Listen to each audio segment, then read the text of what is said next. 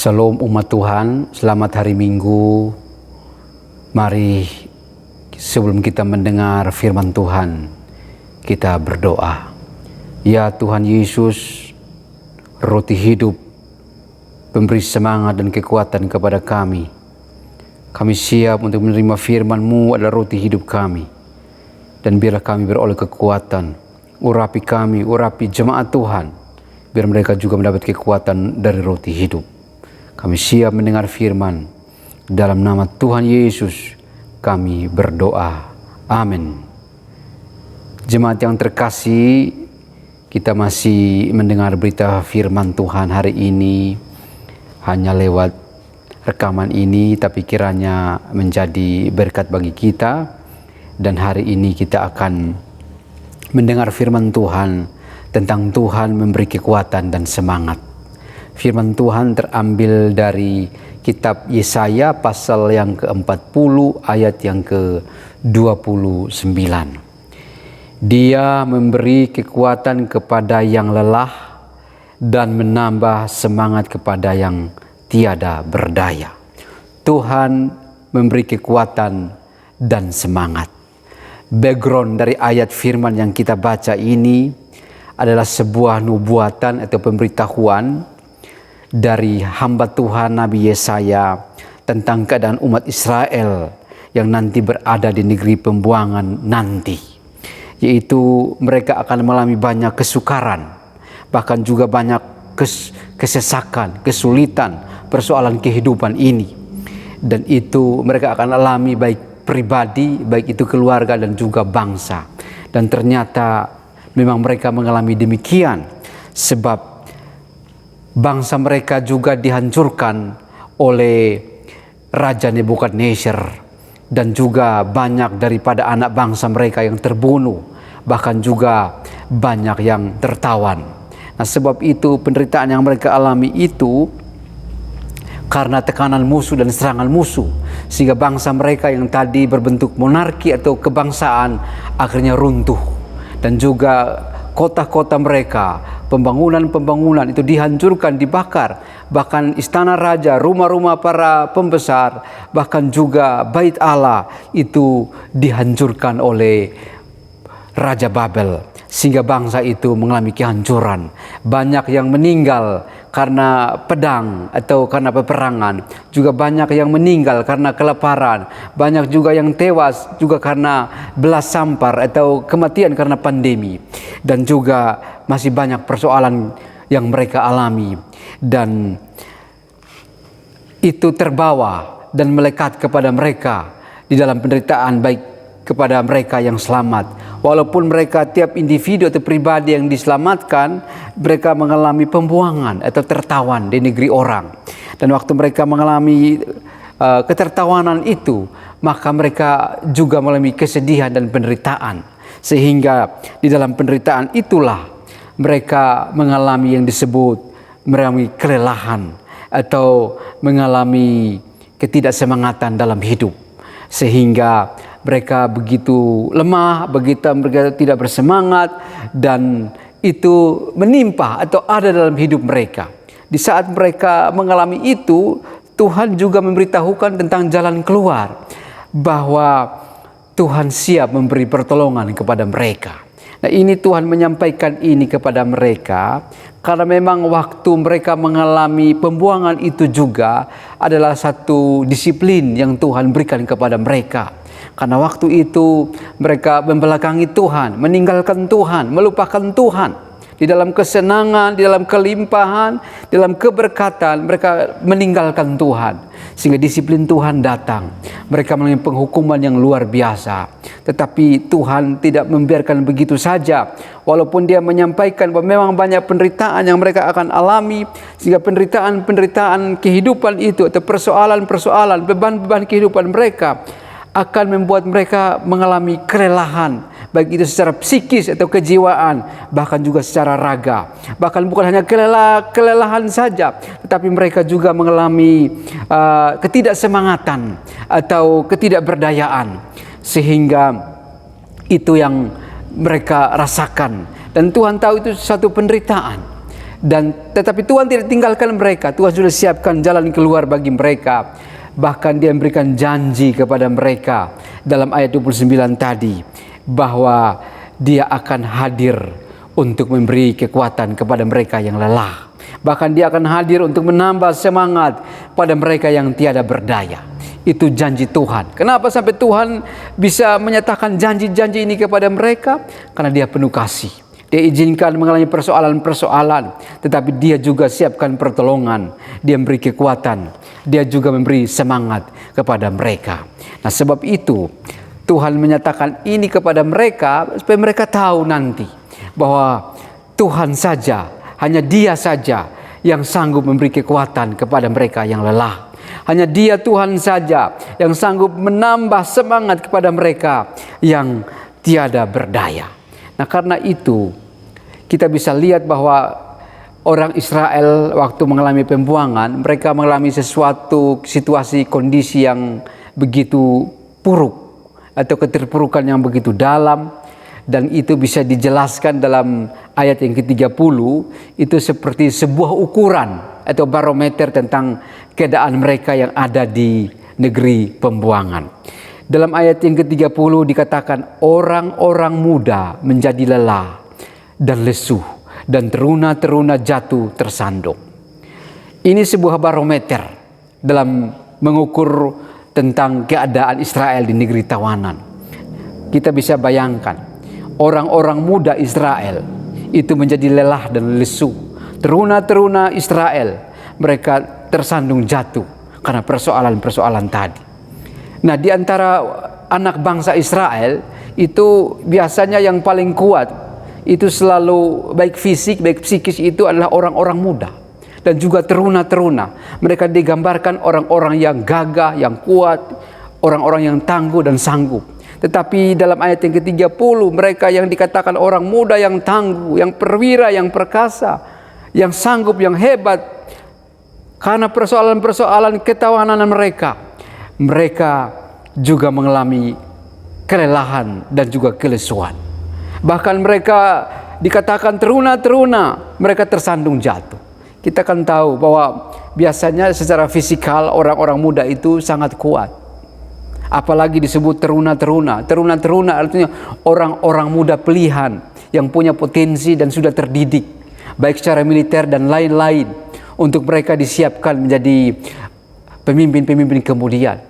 Tetapi teruna-teruna yang terdidik dan hebat pun dikatakan mereka tersandung jatuh karena persoalan itu.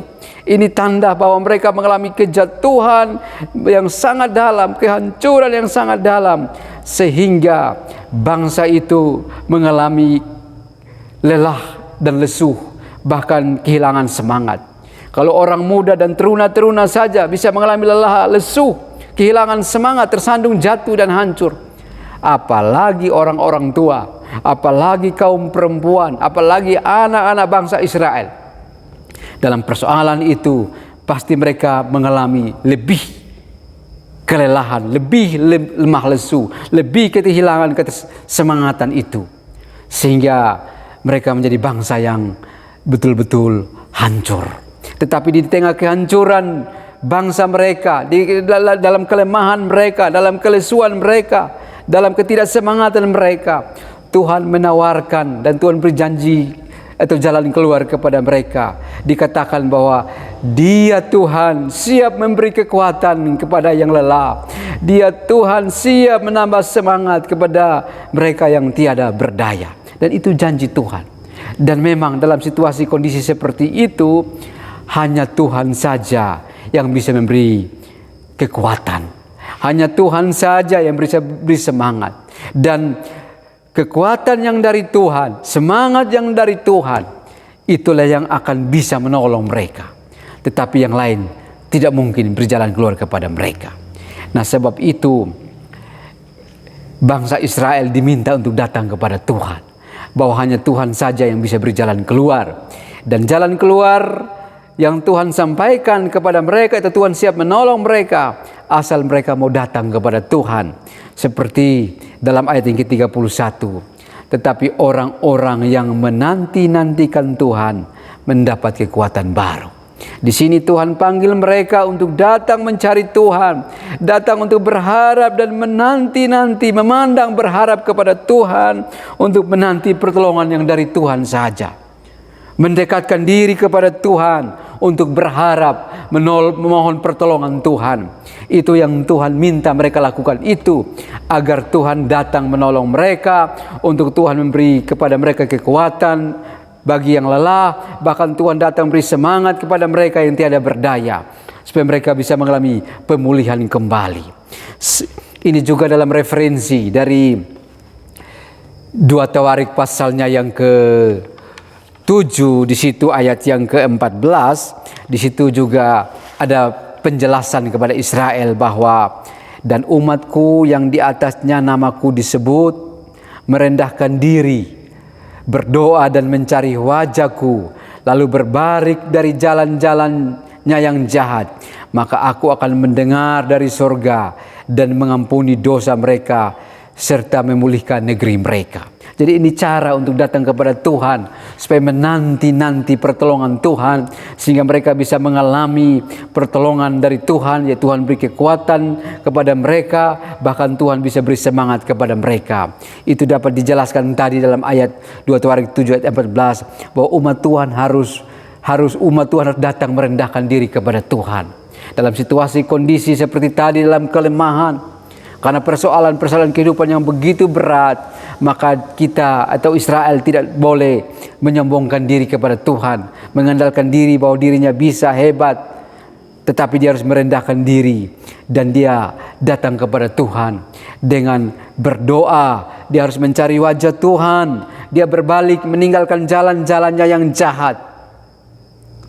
Maka Tuhan akan mendengar doanya di surga. Bahkan Tuhan akan mengampuni dosanya, dan Tuhan akan memulihkan negerinya. Dan saya percaya bukan hanya negerinya yang dipulihkan, tetapi bangsanya juga dipulihkan. Keluarga-keluarga yang hancur juga dipulihkan. Pribadi-pribadi tadi yang hancur karena kelelahan, karena kehilangan semangat juga dipulihkan oleh Tuhan apabila mereka datang kepada Tuhan. Dan juga kita teringat dalam Matius pasal yang ke-11 ayat 28, Yesus pernah berkata begini, marilah kepadaku semua yang letih lesu dan berbeban berat, aku akan memberi kelegaan kepadamu. Jadi kunci supaya kita bisa mengalami pemulihan Tuhan, mengalami kekuatan, mengalami semangat baru dari Tuhan, itu kita hanya datang kepada Tuhan. Seperti kata Yesus, marilah kepadaku. Atau datang kepada Tuhan. Semua yang letih lesu karena persoalan kehidupan. Semua yang letih lesu karena beban-beban kehidupan. Masalah kehidupan. Beban berat yang menindih. Baik itu tubuh, baik itu jiwa.